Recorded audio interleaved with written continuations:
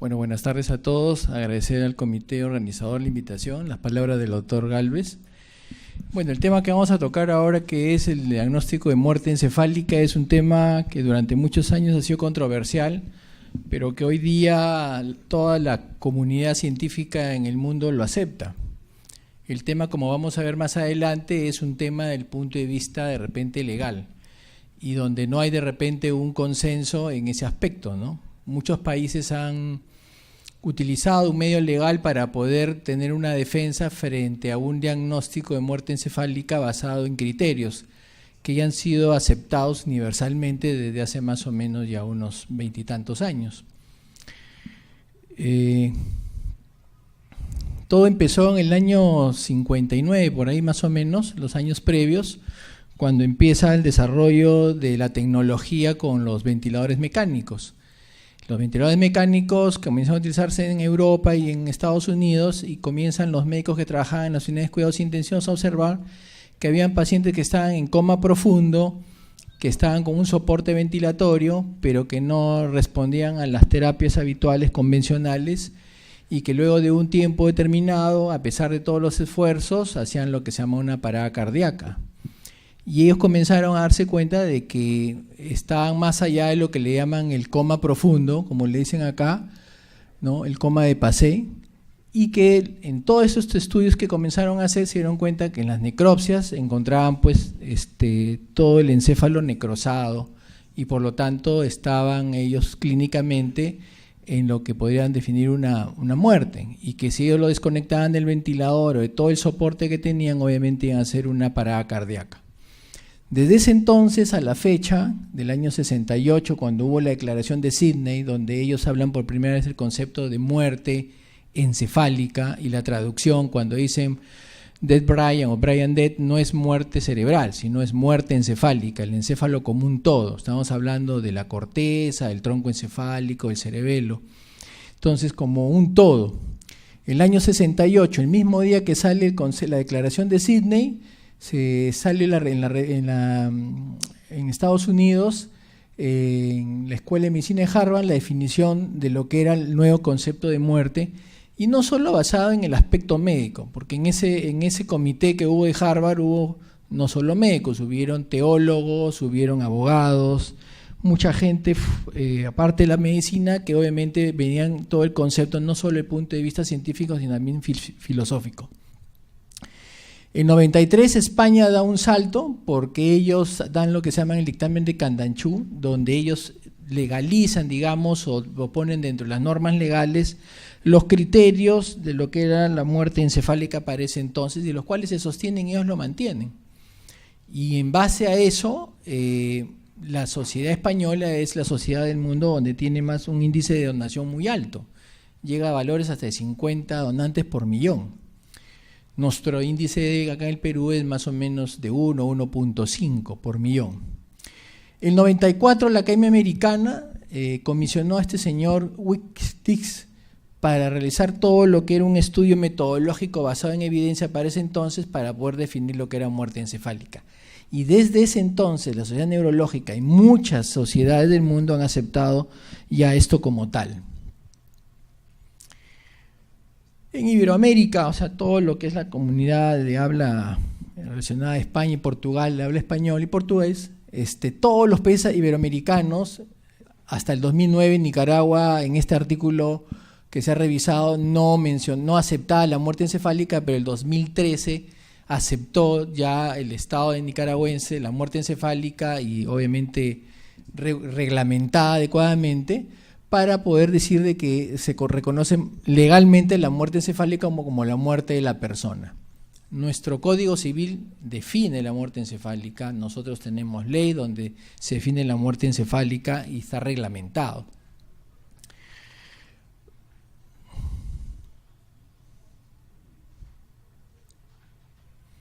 En nuestra ley, que es la 28189, que fue dictada en el 2004 y luego reglamentada en el 2005, acepta entonces lo que es la muerte encefálica y da una serie de conceptos. Un aspecto importante es que no existe pues una definición con respecto a ciertos aspectos legales, ¿no? la Católica hay una evaluación de un neurólogo, doctor Deza, donde él hace una evaluación muy interesante de lo que es la muerte encefálica y finalmente concluye que los conceptos son adecuados, pero el tema es que quizá uno de los aspectos que pueden ser controversiales es que siempre la muerte encefálica ha estado pegada a la donación, ¿no? Entonces, cuando hablamos de muerte encefálica, inmediatamente se nos viene a la cabeza la donación.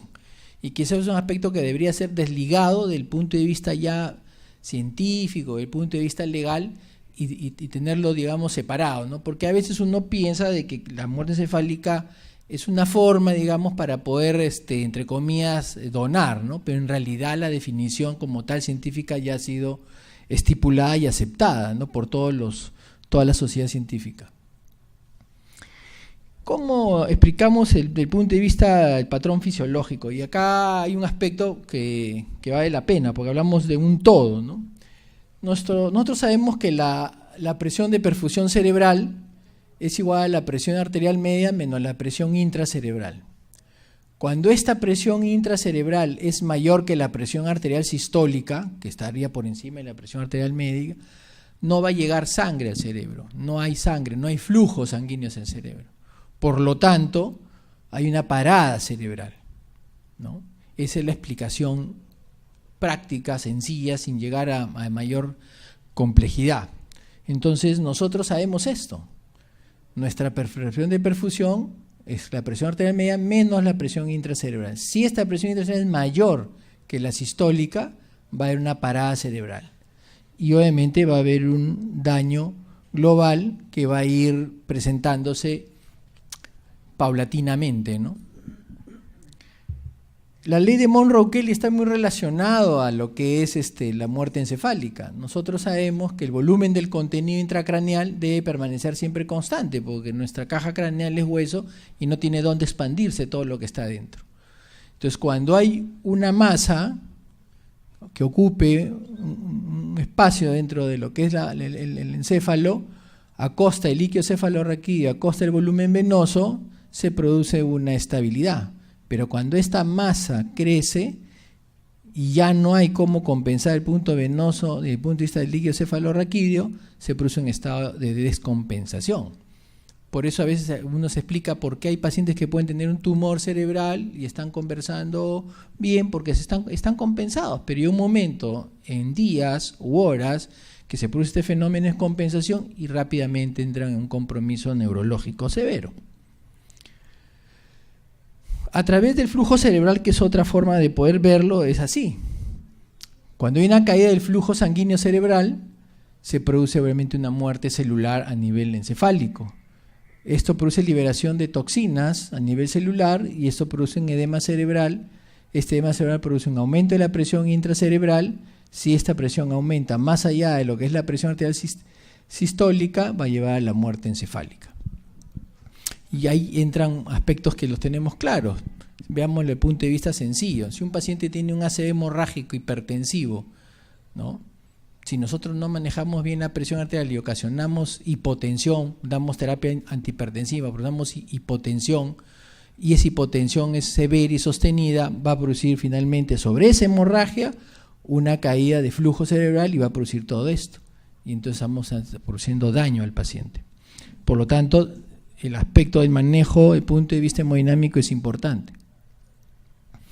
Entonces, la definición de muerte encefálica se refiere a un cese irreversible en las funciones de todas las estructuras neurológicas intracraneales, tanto de los hemisferios cerebrales como del tronco encefálico. Y este concepto es claro y está relacionado a una exploración sistemática, completa y rigurosa. Nosotros cuando vamos a valorar un paciente, creemos o sospechamos que esté en una muerte encefálica, tenemos que hacer esta evaluación porque vamos a evaluarlo desde el punto de vista global. Muchos critican cuando hablan de la parte de una lesión del encéfalo como un todo. Y no sé si alguno de ustedes alguna vez han visto a pacientes que hayan entrado en muerte encefálica, siempre están, en la mayoría de casos, entran precedidos por una tormenta simpática, de taquicardia, comienzan a hacer hipertermia y ya hacen todo el evento, ¿no? No se ve en todos los casos, pero sí se observa cuando lo hemos visto en los pacientes que tenemos en el área de emergencia. Por lo tanto, ¿qué requerimos nosotros para poder hacer el diagnóstico de muerte encefálica? Porque cuando hablamos de una parada cardíaca, porque la muerte es una sola, solo que digamos el proceso es diferente, ¿no? El morir es diferente, digámoslo. En una parada cardíaca no hay latido cardíaco y nos quedan 4 minutos, porque no hay oxígeno al cerebro, para nosotros tratar de sacar al paciente de la parada cardíaca. Y como ya no respira y no hay latido cardíaco y hay pérdida de conciencia, son 3 criterios, decimos que está muerto el paciente. Tenemos tiempo, pequeño tiempo, para nosotros poder reanimarlo al paciente. Imaginemos que el día de aquí a unos años o siglos existe algún dispositivo que alguien haga una parada cardíaca y le introduzcamos algo e inmediatamente comienza a latir el corazón, sería fenomenal. Y todo va a depender del tiempo que nosotros podamos lograr, y de repente podríamos tener de repente un paciente después de unos minutos, de repente muerte encefálica. Pero lo cierto es que para la muerte encefálica igual necesitamos nosotros cumplir aspectos que tienen que ser rigurosos en la metodología. Lo primero, que debemos establecer una causa de etiología conocida e irreversible. Y la causa o etiología está basada en ¿qué? En la historia clínica. La historia clínica es fundamental, pues, ¿no? Nosotros hemos visto pacientes que han llegado de repente de emergencia en una parada cardíaca, los hemos reanimado y de repente pues en horas pueden hacer lo que se llama una muerte encefálica porque hay un gran edema cerebral. Y de repente pues por ahí puede haber un evento de alguna intoxicación, ¿no? Entonces ese aspecto es importante valorarlo. Pero cuando nosotros tenemos una lesión estructural, cuando hablamos de una lesión estructural a nivel del encéfalo, ya tenemos una causa, que puede ser una hemorragia, que puede ser un HCA, que puede ser un ACV isquémico extenso, que puede ser la combinación de ambos, que puede ser un tumor cerebral, etcétera, ¿no? Las posibilidades que se van dando. Tenemos entonces una imagen que nos ayuda a establecer la causa o la etiología y saber que esta etiología sea irreversible. Luego el otro aspecto son las precondiciones clínicas, que la vamos a ver en un momento. Y finalmente viene la parte de la exploración neurológica. Entonces acá nosotros podemos ver causas de muerte encefálica que pueden ser estructurales, un absceso cerebral, una isquemia extensa, una hemorragia subaracnoidea, o acá vemos un edema cerebral, y este edema cerebral es todo un tema, porque ahí no vemos un daño estructural, y entonces podemos entrar en un conflicto que luego lo vamos a ir viendo conforme vamos desarrollando el tema que les estoy tocando. Las precondiciones clínicas tienen que darse antes de iniciar la exploración neurológica. Deben cumplirse estos aspectos. Primero, que hay una estabilidad hemodinámica adecuada, una presión arterial media mayor de 60, ¿no? Que puede haber un soporte vasoactivo, sí, puede haber un soporte vasoactivo, tenemos claro. 2, que tiene que haber una oxigenación y una ventilación adecuada. Está conectado a un ventilador, debe estar saturando adecuadamente, vamos a ver los parámetros de FIO2 que le vamos a estar dando, que debe tener una temperatura corporal adecuada, no debemos tener temperaturas por debajo de 36, ¿no? Porque la hipotermia condiciona arritmias, condiciona alteraciones en la respiración, y cuando hagamos las pruebas que vamos a hablar más adelante, nos puede conllevar un error diagnóstico. Entonces nosotros tenemos que tener el paciente con una temperatura mayor de 36, ¿no? Una ausencia de alteraciones metabólicas, y entra a tallar aquí por los estudios desde el punto de vista del medio interno, electrolitos, llámese sodio bajo, sodio alto, la glucosa, valores de hormonas, que puedan obviamente condicionar un estado que nos puede llevar a una confusión en el diagnóstico. La ausencia de intoxicaciones, sobre todo en esos pacientes que pueden haber llegado a la emergencia y que no se sabe por qué está en ese estado. Entonces tenemos que hacer dosaje y sospechar que puede haber una intoxicación de fondo y hacer un dosaje de alguna sustancia que pueda condicionar todo esto.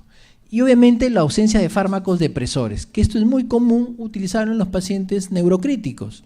Es muy común pues a un paciente que está con un problema neurológico, con hipertensión, que lo conectan a un ventilador, le vamos a producir sedación o pseudoanalgesia, o de repente pseudoanalgesia y relajación. Y eso es un tema que tenemos que valorarlo. Entonces manejar presiones, bueno, una presión arterial de, bueno, acá mayor de 90, la eubolemia, acá la presión arterial media mayor de 60, temperatura aquí se mayor de 35, pero ideal acá en nuestra norma nacional es 36, La normoxemia y normocapnia en la toma de AGA, un ideal de una PaO de 200 a más, una PCO2 de 40 a más, con un ventilador de 100% de FiO2 y una PIP a por lo menos 2 centímetros por 15 a 20 minutos de iniciar la prueba. Un pH que esté entre 7.3 y 7.4, un bicarbonato mayor de 18, si no hay que corregirlo, y si hay intoxicación, sedación o relajación, suspenderlo, acá dice por 24 horas. Y es un aspecto que tenemos que tener claro porque nosotros muchos de estos fármacos los manejamos en la emergencia y a veces los utilizamos dependiendo de la patología que puede haber tenido el paciente y que lo sedamos o lo relajamos o le colocamos a un analgésico, ¿no? Y lo que dice la literatura en general es que nosotros esta vida media es importante valorarla porque nosotros tenemos que suspender la medicación por 4 a 5 vidas medias. Entonces, si yo tengo un paciente que está con una vida media de casi 3 horas, 4 o 5 vidas medias serían 12 horas o 15 horas que debo suspender en midazolam, por darle un ejemplo si estuviera en infusión. Tengo que estar seguro de que ese tiempo haya pasado para yo empezar a plantearme una evaluación neurológica si el paciente está o no en muerte encefálica. Lo mismo pasaría con fentanilo, usamos mucho midafenta, entonces si hablamos de fentanilo de 4 a 5 vidas medias, estamos hablando de 20 horas. Entonces, muy comúnmente utilizamos 24 horas de suspender todo lo que es esta sedación o estos fármacos depresores que se usan en los pacientes porque cuando ingresó por la patología se le tuvo que poner. De repente estaba en un estatus convulsivo y teníamos que manejar muchas de estas drogas. Cuando ya hemos definido todas estas precondiciones, hacemos la exploración neurológica. Y la exploración neurológica va desde la evaluación del sensorio, definir que hay un coma profundo a reactivo, que debe tener ausencia de los reflejos de tronco encefálicos y el paciente debe estar en apnea.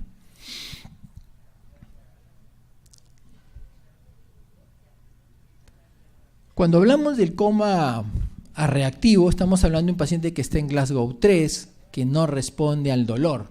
Cuando nosotros hacemos la evaluación o la valoración del paciente, vamos a empezar desde llamarle su nombre, moverlo y luego buscar si hay respuesta al dolor.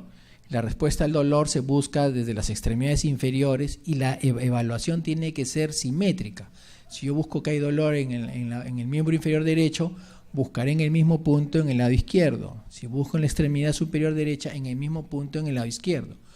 Veo que no hay respuesta y luego paso a evaluar la evaluación de los pares craneales que llevan dolor hacia el encéfalo. Entonces tengo que evaluar si hay dolor en la región supraorbitaria, en la región malar, en la región retroauricular, para ver si hay respuesta o no al dolor. Y eso tiene que ser simétrico para definir que el paciente no tiene respuesta al dolor, que esté en un Glasgow 3.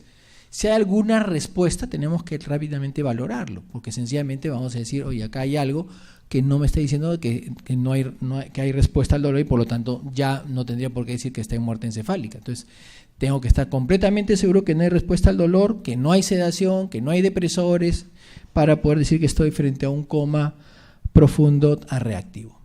Luego de eso, tengo que hacer la exploración neurológica. Y esta exploración neurológica evalúa 6 reflejos y 2 pruebas. Estas 2 pruebas tienen que hacerse al final. Tienen que hacerse en este orden. No es que yo empiezo porque yo quiero empezar por el test de apnea y me paso todo esto. No, porque tengo que hacer una valoración clínica. Y esta evaluación clínica es vital porque cuando nosotros definamos que el paciente está en muerte encefálica, le vamos a poner el nombre de potencial donante. Significa que está en muerte encefálica y es un potencial donante. Y que se transformará en un donante real cuando obviamente dona órganos sólidos. Y esa donación real va a depender de qué, de lo que él haya dicho en vida o de que la familia lo haya aceptado o que la esposa, el cónyuge o los hijos o los padres o hermanos, dependiendo de cómo esté su situación familiar, acepte o no que va a donar. Yo no puedo empezar un test de atropina, ¿no?, antes del reflejo fotomotor. Recuerden que la atropina produce midriasa, entonces ¿cómo valoro yo esto, no? Entonces, en este orden voy a empezar, entonces desde la cabeza hacia los pies, digámoslo así, para que sea una cuestión más práctica. El reflejo fotomotor evalúa el mesencéfalo. La vía eferente es el segundo par y la vía eferente es el tercer par. Es decir, yo evalúo las pupilas con una luz potente, me voy a evaluar si hay o no respuesta fotomotora a la luz. Se cierra la pupila. Puede que de repente no lo haya, pero puede haber un reflejo consensual al otro lado de la pupila. Entonces significa que eso es un reflejo positivo. Entonces yo tengo que ver el reflejo fotomotor y el reflejo consensual. El reflejo consensual, si yo le pongo luz y al otro lado hay respuesta. Esto tiene que hacerse en ambos lados, o sea, en este lado y acá en este lado. Si este reflejo motor está ausente, sigo entonces que veo que hay una lesión del mesencéfalo y voy bajando. Evalúo el reflejo corneal con una gasa, ¿no? Toco de un lado hacia un costado, ¿no? la zona de la esclera sin lesionar la córnea, porque si es un paciente que se transforma en donante real, yo puedo lesionar la córnea al hacer este examen, entonces tengo que tener cuidado. Y si veo que hay respuesta porque hay un parpadeo o porque hay lagrimeo, entonces es un reflejo que está presente, por lo tanto no va a estar en muerte encefálica. Si no hay respuesta, me está indicando que hay una lesión en protuberancia. Voy bajando. Acá viene ya un tema más fino que hay que tener claro, el reflejo oculocefálico u ojos de muñeca. Cuando nosotros cogemos una muñeca y le movemos la cabeza de un lado a otro, los ojos quedan fijos, no se mueven. Si yo lo muevo hacia la derecha, se irían hacia la izquierda. La muñeca, yo muevo la muñeca y los ojos quedan fijos. Lo mismo le va a pasar al paciente si está en muerte encefálica. O sea, los ojos quedan en el centro. Yo lo muevo para el lado derecho, para el lado izquierdo. ¿Qué tengo que saber antes de hacer este reflejo oculocefálico buscando el signo de ojos de muñeca? Que no haya lesión en columna cervical. Si el paciente se cayó del segundo piso y tuvo un trauma cervical y tiene una lesión cervical, no puedo hacer esta evaluación de este reflejo oculocefálico. Podría ser de repente otro reflejo o pasaría al siguiente nivel, porque este reflejo me está hablando también de una lesión bulboprotuberancial. Entonces recordar, si está con lesión cervical, no lo hacemos esta evaluación. El otro es el reflejo oculovestibular. Muchos no lo quieren usar, no sé por qué, pero es un reflejo sencillo, como una jeringa de asepto con agua fría. Obviamente evaluamos previamente a hacer este reflejo, evaluamos el tímpano, que no hay una lesión timpánica. Si el paciente tiene otorragia, por ejemplo, tengo que valorar si el tímpano está indemne o no, porque si no está indemne no puedo hacer la prueba. Y la prueba se hace en un lado y luego se repite en el otro lado, siempre simétrico. No es que hago un lado y ya pasé, no, tiene que ser simétrico. Esta evaluación se hace con una jeringa septo, 50 mililitros, se conecta a una sondita, se introduce en el conducto auditivo y se pasa. Si el reflejo está presente, va a producir nistagmos, va a hacer un movimiento ocular el paciente, sino que está presente y que no está en muerte encefálica. Pero si no hay ninguna respuesta, me indica de que hay lesión, igual a nivel bulboprotuberancial. Después de unos 10 minutos, 15 minutos, repito la prueba al otro lado. Una prueba sencilla, no es complicada. A veces han llamado al otorrino, yo recuerdo haber ido a hospitales y llamaban al otorrino para que haga esta prueba. La prueba no es complicada, solo que hay que tener la temperatura adecuada y tener la jeringa en el volumen que se está diciendo. Luego viene ya, vamos bajando, como se dan cuenta, buscamos el reflejo nauseoso. Evalúa el noveno par, la vía eferente del décimo par y ya estamos hablando del bulbo.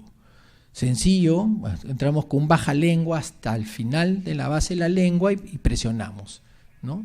Imaginemos que nos estuviéramos cepillando, ¿no? Cuando nosotros cepillamos y nos metemos mucho el cepillo, nos da náuseas, es lo que le va a pasar al paciente, vamos a hacer respuesta nauseosa. Si la hay, obviamente paramos y no está en muerte encefálica, pero si está ausente, seguimos con el reflejo tusígeno. Colocar una sonda por el tubo endotraqueal, llegar hasta la tráquea y estimular y aspirar, para ver si genera tos o no, si genera el deseo de toser el paciente.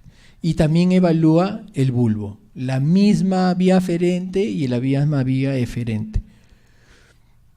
Si todos estos reflejos están ausentes, nosotros podemos decir, por lo menos y clínicamente, que está en muerte encefálica y que necesitamos unas pruebas más que nos ayuden a confirmarlo.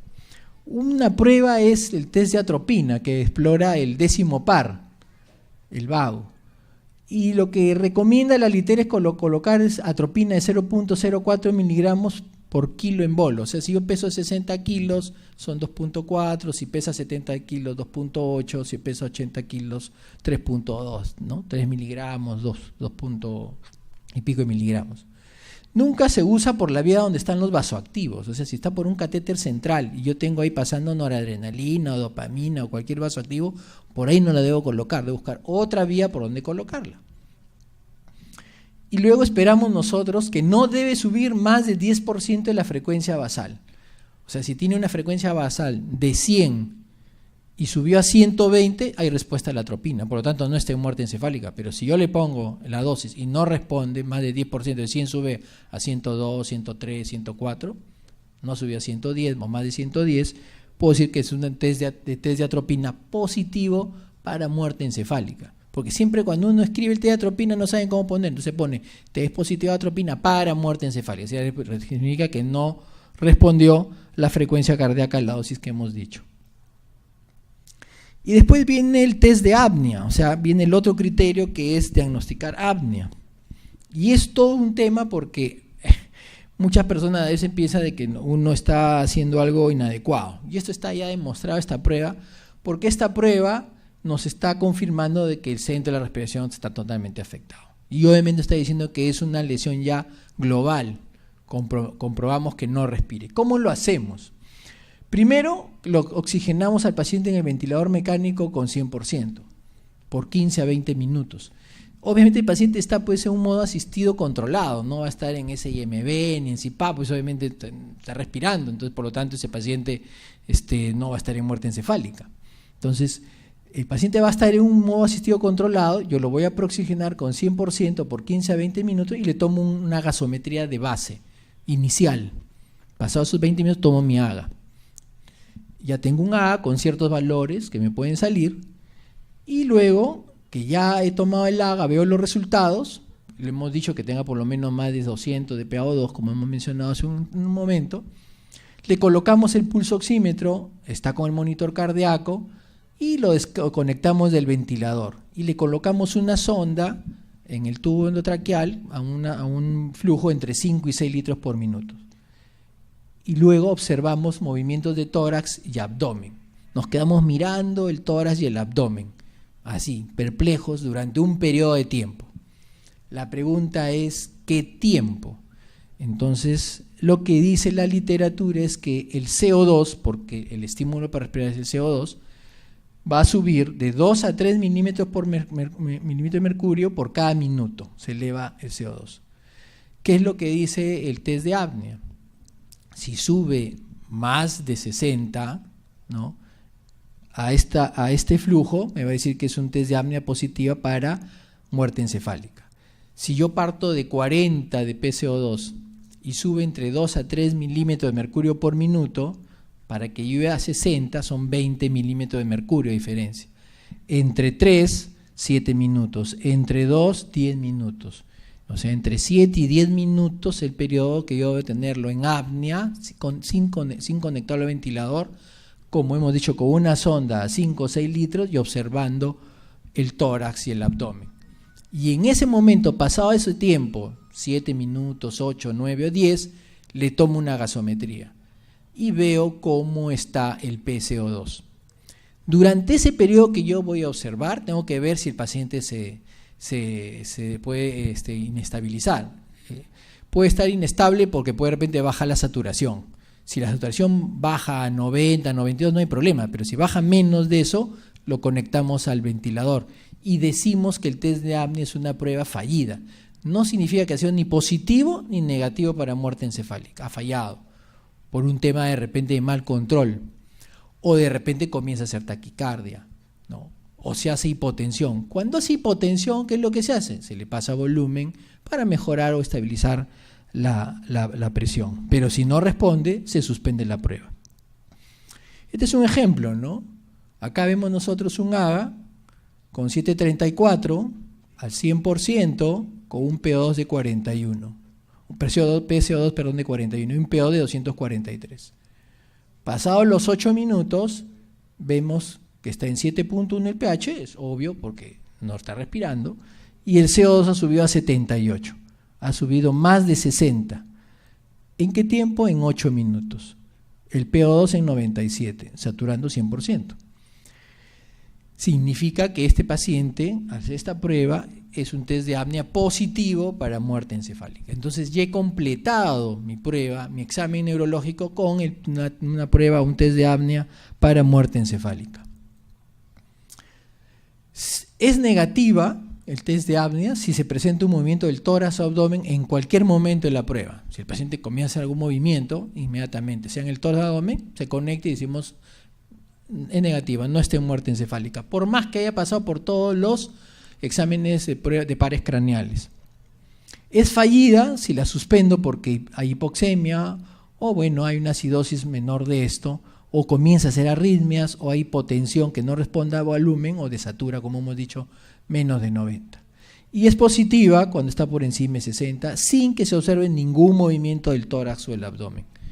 Entonces es un aspecto que conlleva tiempo, paciencia, la tranquilidad y la preparación adecuada para hacerlo. No es cuestión de que lo desconecto y le tomo el AGA y no es así.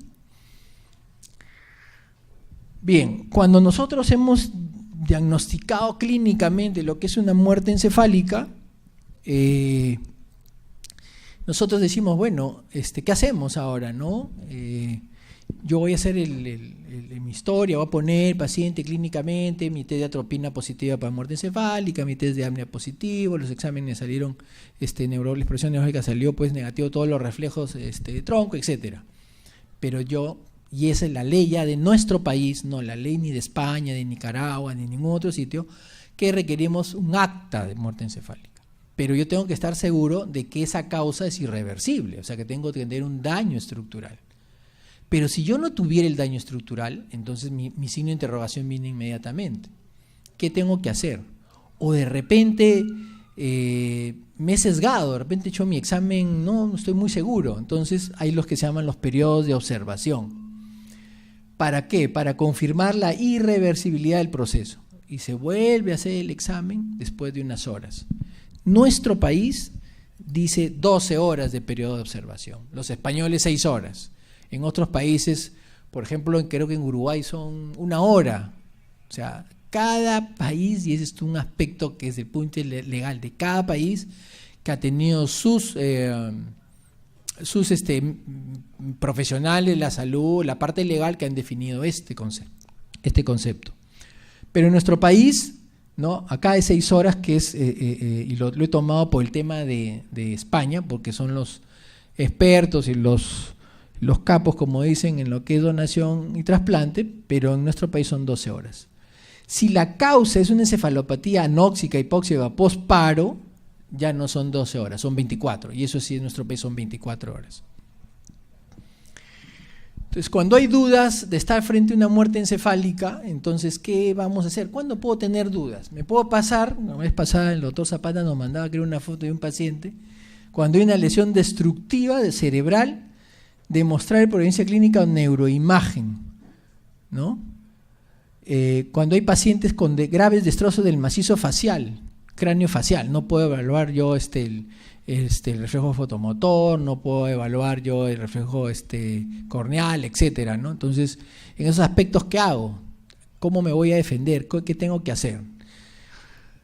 O cuando hay una lesión causal infratentorial, solo en fosa posterior, es un ACV hemorrágico de cerebelo que involucra solo el tentorio, abajo, no compromete nada en la corteza, nada.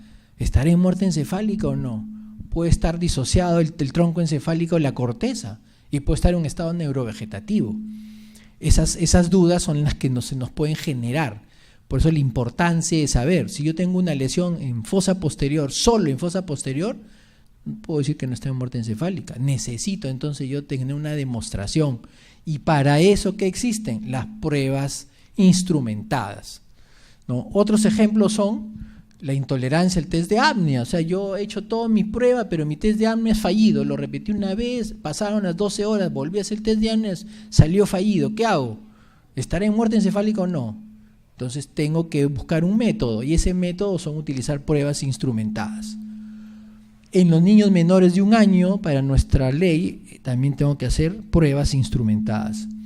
Y estas pruebas instrumentadas son de uso obligatorio en ciertos casos especiales. Las pruebas pueden ser de evaluación de función neuronal o son pruebas que evalúan el flujo sanguíneo cerebral. ¿Recuerdan cuando hablamos de la fisiopatología y del flujo cerebral? Entonces se requieren dispositivos especiales y una adecuada interpretación. Hay algunas pruebas que son operadores dependientes y otras pruebas que no son operadores dependientes.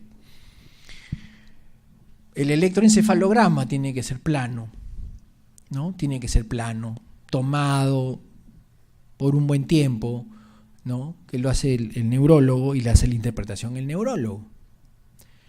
Si el paciente estuviera con barbitúricos va a ser un tema, porque el barbitúrico sí me puede dar un electroencefalograma plano. Por eso los periodos de retirar las drogas, y hablamos de 4 o 5 vidas medias de esa droga. Si un barbitúrico puede tener una vida normal a veces de, no sé, pues de 24, 48, 60 horas, 4 vidas medias son 240, son 10 días. Entonces yo puse una prueba instrumentada, pero no podría utilizar el electroencefalograma si está el paciente o ha estado con pentotal, por ejemplo. Puede usar otras pruebas instrumentadas como los potenciales evocados, que pueden ser visuales, auditivos troncoencefálicos o somastésicos. El que más se usa en los potenciales evocados es el auditivo de troncoencefálico. Tiene que ser en una prueba que tiene que ser una persona que sepa utilizar el dispositivo, el aparato, para interpretar los potenciales evocados.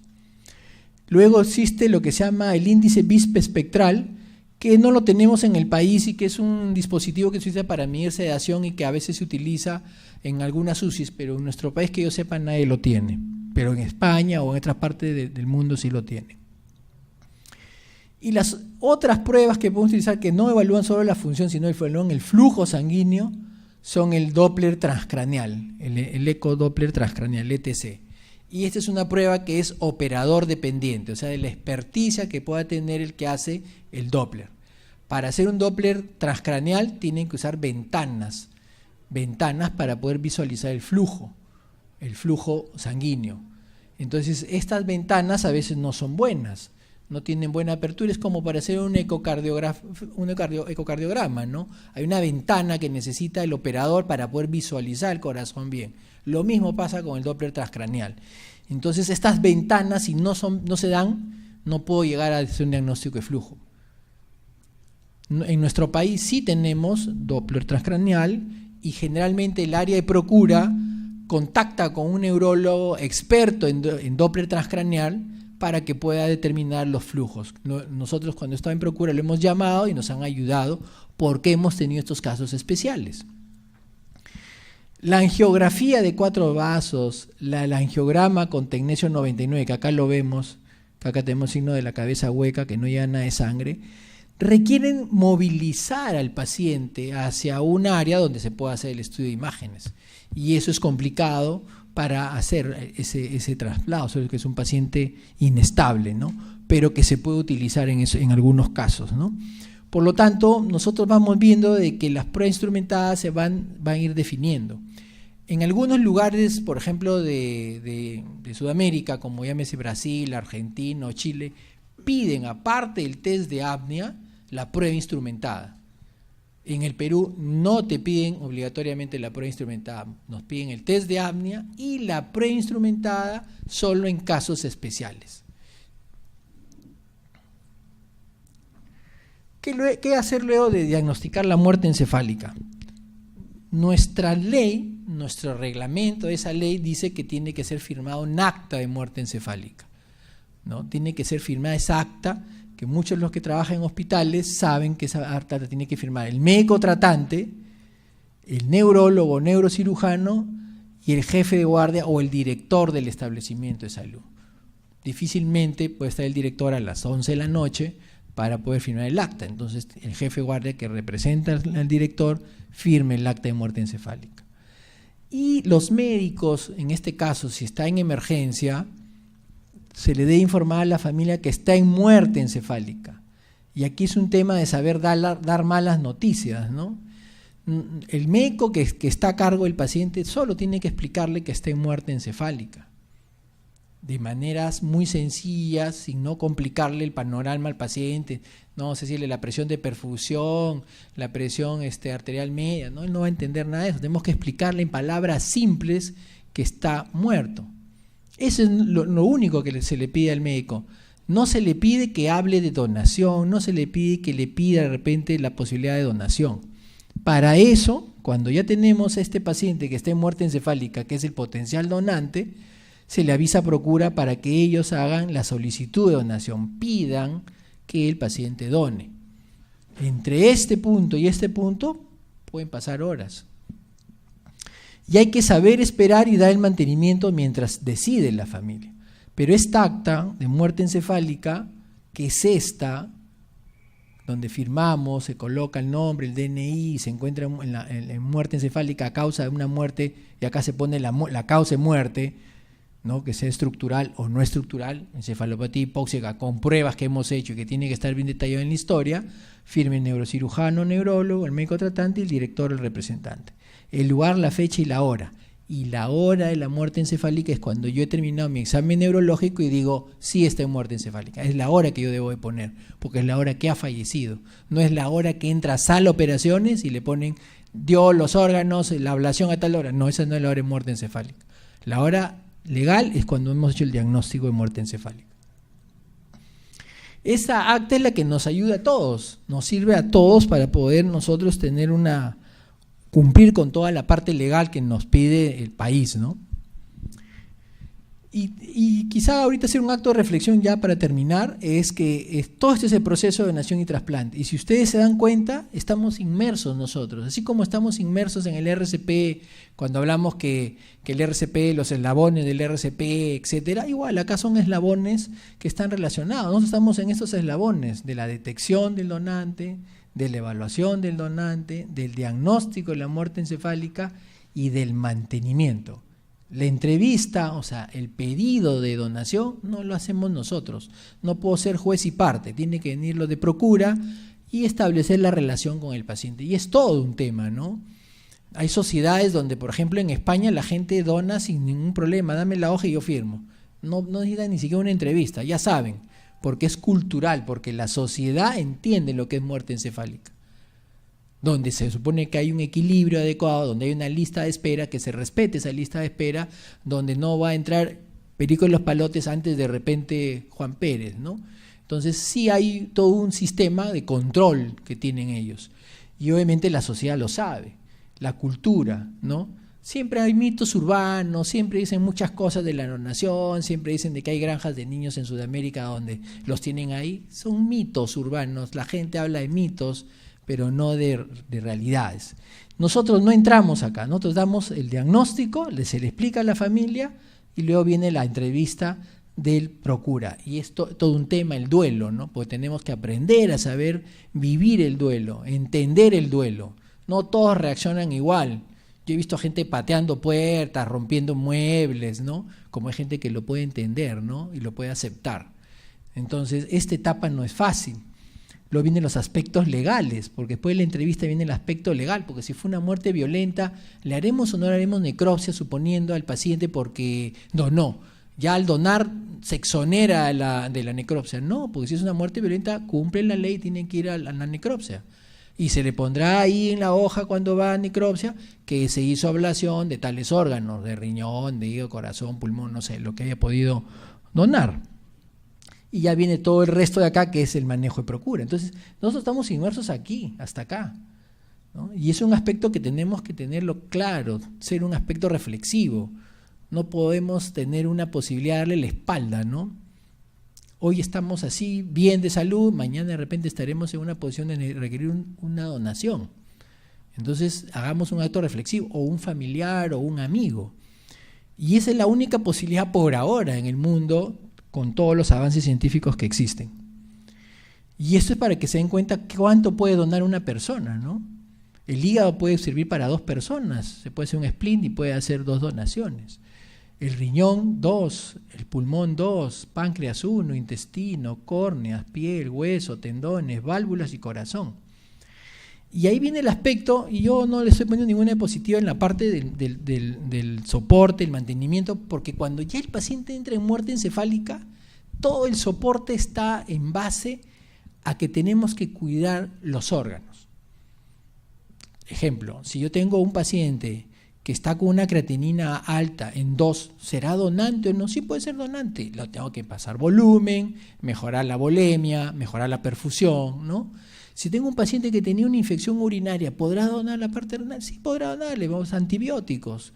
Tomamos cultivos, cultivo de orina, hemocultivos y le damos antibióticos de amplio espectro. Pero si yo no sé manejar mi medio interno, ¿puede ese mal manejo del medio interno afectar al receptor cuando se haga la donación? Sí. Yo no puedo tener sodios mayores de 160, porque si el sodio está más de 160, permanentemente va a afectar el trasplante hepático. Entonces yo tengo que tener sodios bajos, tener sodios altos, 170, 180, no pasa nada. Ya ese ya no va a ser probablemente donante hepático, porque el sodio tiene que ser menos de 160 para que el receptor no pueda hacer rechazo. Son aspectos que ya son mucho más finos en el manejo, pero nuestra función es manejar un medio interno adecuado para nosotros poder tener un donante adecuado para que pueda de repente ser multiorgánico, ¿no? Creo que esta es la última diapositiva. Listo, no sé si hubiera alguna pregunta, si no les agradezco.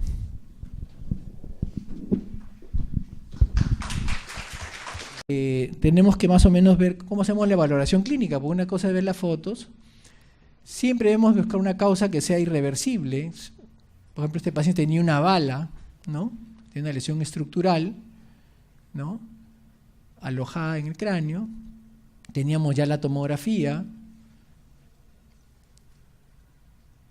Y se le pide una evaluación de expresión neurológica para poder determinar si está en muerte encefálica. Entonces, siempre revisamos la historia clínica para ver si hay algún factor que no esté cumpliendo las precondiciones, la sedación, los electrolitos, la glucosa, etcétera, ¿no? Se hace una evaluación clínica, bueno, siempre tenemos que protegernos, se le llama verbalmente, se busca si hay signo después de dolor, ¿no? Busca dolor en las extremidades, siempre simétrico, en la parte inferior igual. Acá no se ve que hace la expresión en la parte de la cara, pero hay que hacerlo. Y luego empezamos ya con la evaluación de los reflejos de tronco, reflejo motor ausente, reflejo corneal, siempre es bilateral, el reflejo nauseoso y tusígeno,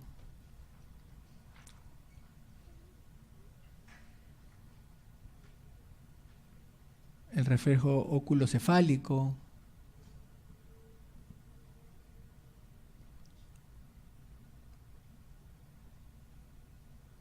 el reflejo oculovestibular,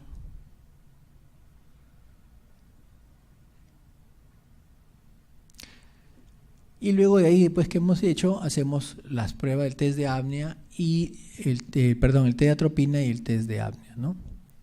Y luego de ahí nosotros ya podemos plantearnos que esté en muerte encefálica y salvo sea un caso especial, utilizaríamos la ayuda instrumentada. Creo que eso es rápidamente. Listo, gracias.